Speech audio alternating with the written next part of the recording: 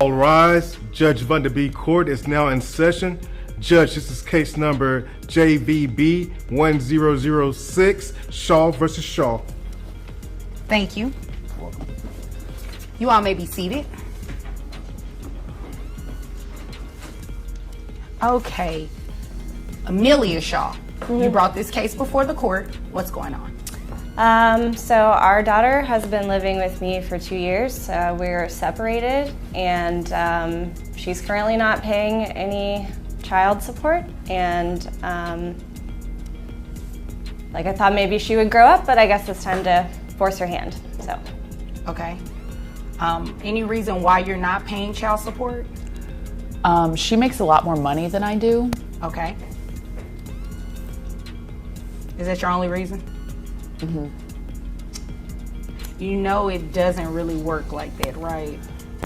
Well, I spend a lot of time, I'm trying to build my career. I'm a hairstylist. Okay. So congratulations. Thank you. You're welcome. So I travel a lot. I don't have a lot of extra money. When she says she travels a lot, she's at music festivals like every other week. All right, folks, buckle up. This one's a wild ride. We've got a parent who thinks hitting up music festivals is more important than supporting their own child.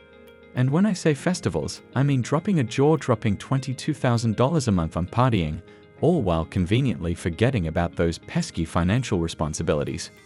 Enter the case of Shaw v. Shaw, a courtroom showdown where one parent is fighting for child support and the other is performing Olympic-level mental gymnastics to dodge it. And the excuses are there's something else. You're not going to believe the justifications we're about to unpack. Let's get into it. It's excessive. It's networking. I'm trying to do hair for bands. Let me ask you a question. How much are these trips costing you every other weekend? Probably close to $1,000. Close to $1,000, and you're going twice a month? Yeah, sometimes. You're spending $2,000 a month to go to music festivals when you could be paying child support. So that means you can afford to pay child support, right? Well, yeah. That means that, right? I mean, yeah, probably.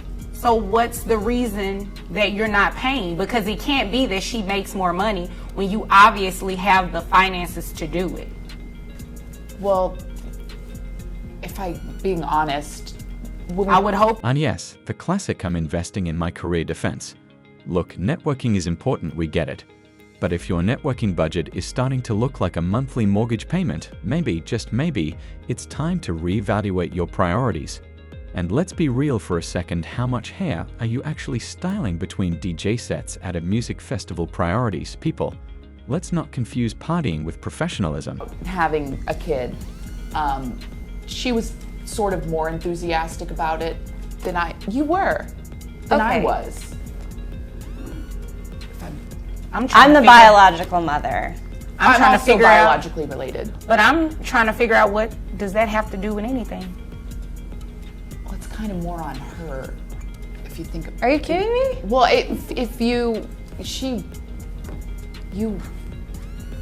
Because I gave birth to the... I don't even understand what's going on right now. What do you mean that it's kind of more on her? It's your child too.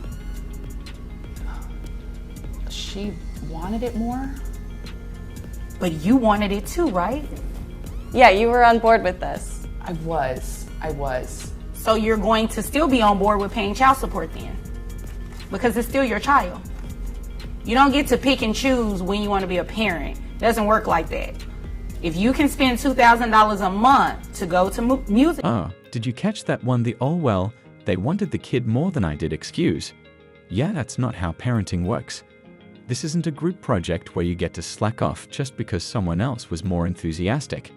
Newsflash, if you were on board back then, you're still on board now, especially when it comes to supporting your child. Parenting isn't a participation sport. You don't get to tap out when it gets inconvenient. Pay her child support. And if you're out of town every other weekend, how are you seeing that child as much as you proclaim? That doesn't make sense. I FaceTime. She's drunk when she FaceTimes. Half the time I can't hand the phone over. indulge from time to time. but Right, it's not and that I am not buying anything that you're over there talking about. So you know what I'm going to do? I'm going to get straight into the child support, and you are going to pay, okay? And I know you have the money, because according to your tax returns here, you make about $800 a week, right? Okay, so I have your gross at about $3,200 a month. So you can afford to pay child support because you're spending $2,000 of that to go out of town, and that's based on what you said. That's not based on any calculation yet. Okay, all right. How many children? Just one. Just one child. Okay, so I have your net at $2,474.58. Who pays health insurance? We have Medicaid. Medicaid? Okay. So Medicaid has to be reimbursed to the state because that is a state benefit. So you are the one who is going to reimburse that money to the state. So what I have to do is take 9% of your gross, and that'll give me the health insurance amount that you'll reimburse to Medicaid. Comes out to $288. So when you add that to your monthly child support obligation of $494.92, that gets $782.92. a month. Yeah. You spend $2,000 a month, right? Yeah. Yeah, exactly. So you can afford it. I think one music festival a month is enough. And maybe you should take your daughter with you to the music festival. I don't. And there it is, the math doesn't lie, folks.